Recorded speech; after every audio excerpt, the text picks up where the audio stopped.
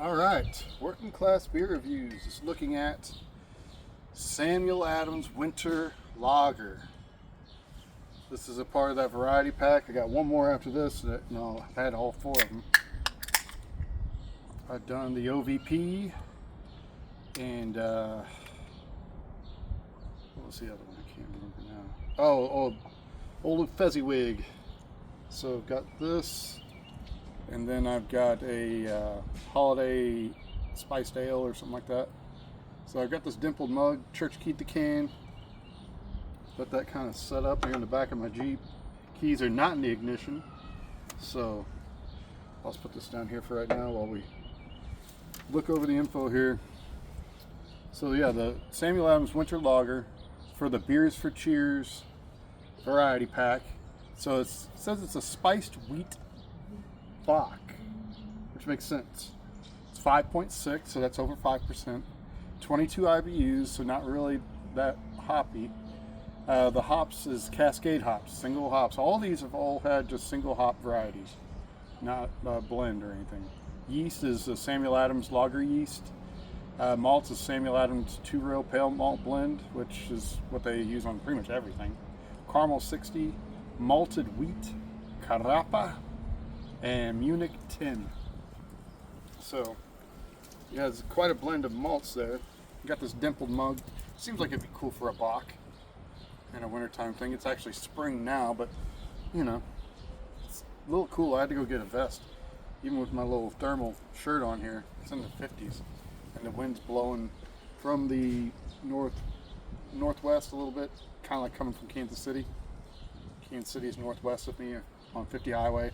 Or I could take I-70, 65 highway up to I-70, about 20 minutes, and then I-70 all the way to downtown Kansas City. 50 highway will take me to Lee Summit, and then through the southern triangle, the Grandview Triangle, which is 470, 435, and 49 interstates all converging.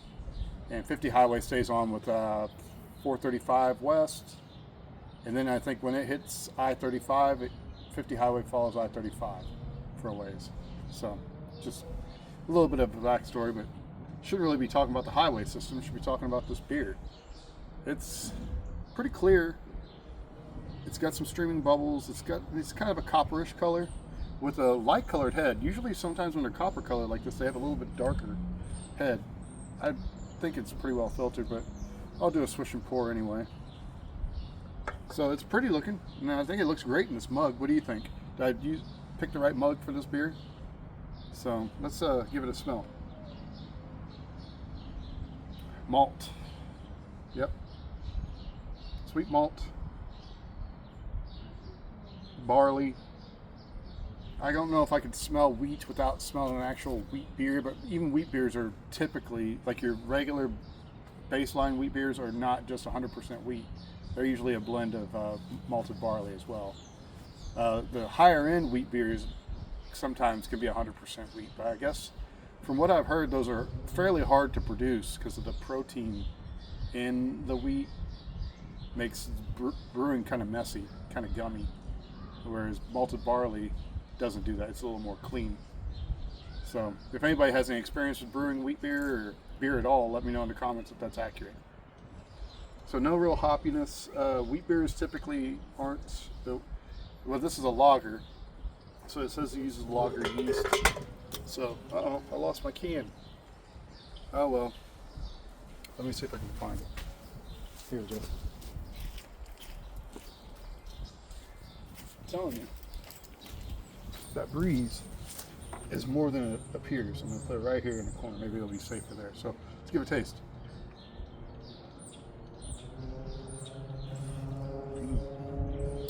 Ooh, that is good. A little sweeter, malty sweet, not like sugar sweet or anything like that. So people may be familiar with like Amber Bock or Shiner Bock, things like that. Those are the two that Ziegenbock. I've seen it down in southern Arkansas before, around Hot Springs. So I have seen Ziegenbock. And I think I saw it in Alabama, even though I thought it was a Texas beer, but I think there's some regions where they deliver it. and that's essentially like a amber Bock made in Texas. We still do get amber Bock. I think I did a review on that. If not, that definitely need to get on that, because I could see it going away at some point. The way they just quit producing beers for no reason.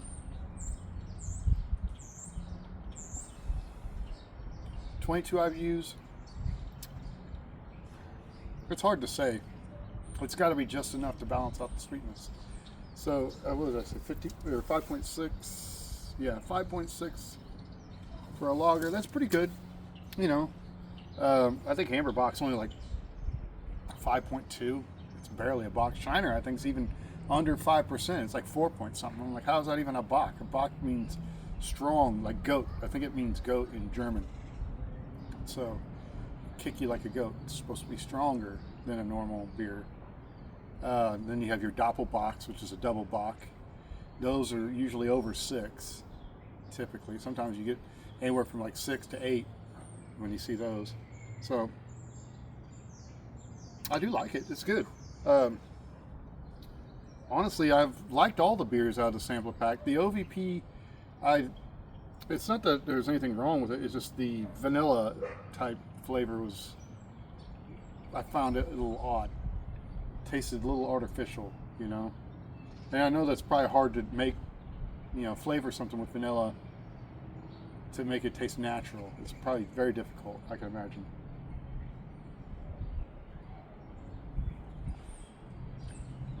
But I like stuff like this box. I don't know if it tells me. Oh, here's a little description.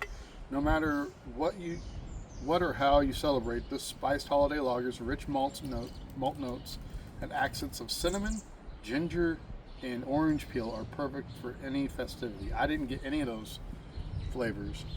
Cinnamon, ginger, and orange peel. Let's see if the power of suggestion can help me to pick those up.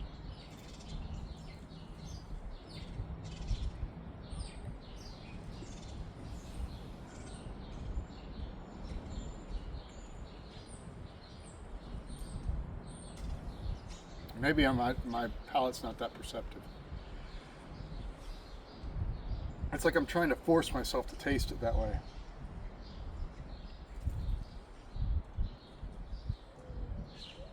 I'm getting like vague, very vague spice notes. Not very pronounced. I think if they really wanted to go for it, they should have made the spice part a little more pronounced. Kind of like a spiced bread. Oh, there goes a squirrel. Gray squirrels love my fences over here. And we got trees all around us. If I moved this Jeep, you'd see all sorts of big trees. There's squirrels and birds galore. So, Beer, Barbecue, and Baseball pointed out one of my other videos. I think in the comments he even time-stamped it, where the two birds like just buzzed me. I don't think I even caught it while I was filming. But that happens so often. They just love to run through my yard like that, dive bomb me. They don't actually come at me, but they come right by.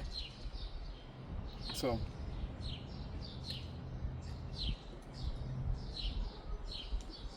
Finished the can. Great product. Really good. I'm happy with that. Oh, there we go. We have the Brewer Patriot on the can there. It's like any label for Sam Adams now. It's got like a bit of a shield. And on the barcode on the back, see that shape? That's like with the glass that they serve Samuel Adams. Like I'm sure at any of the brewery and any sort of tastings, you'll see those Samuel Adams glasses. I'm going to keep an eye on this tripod. The wind's blowing it right against my phone. So there's a chance to try to take it away. So anyways, maybe I should go ahead and just tie up this video. Great beer. If I see that variety pack, I could see enjoying that in the wintertime. It's cool enough in the spring that it still kind of fits the vibe, even though things are kind of getting green now. See a lot of the wild onions growing in the lawns around here. Sometimes on the vacant lots, I like to go and clip a few of those and use them, wash them up real good. And I use them for cooking and garnishing and stuff like that, soups. You get the kind of thicker, woodier ones, you have to cook them, but the young, thin ones, you can just chop up they're like chives, essentially. There's some like a wild leek or a wild onion. Love that stuff. Even as a kid, I used to pull them out of the ground, just, if I get the bulbs out, I'd just eat them. But anyway, I feel like I'm rambling on. Thank you for watching this video. If you've had any experience with any of these in the variety pack, please let me know in the comments what you think of it. and I will see you guys later.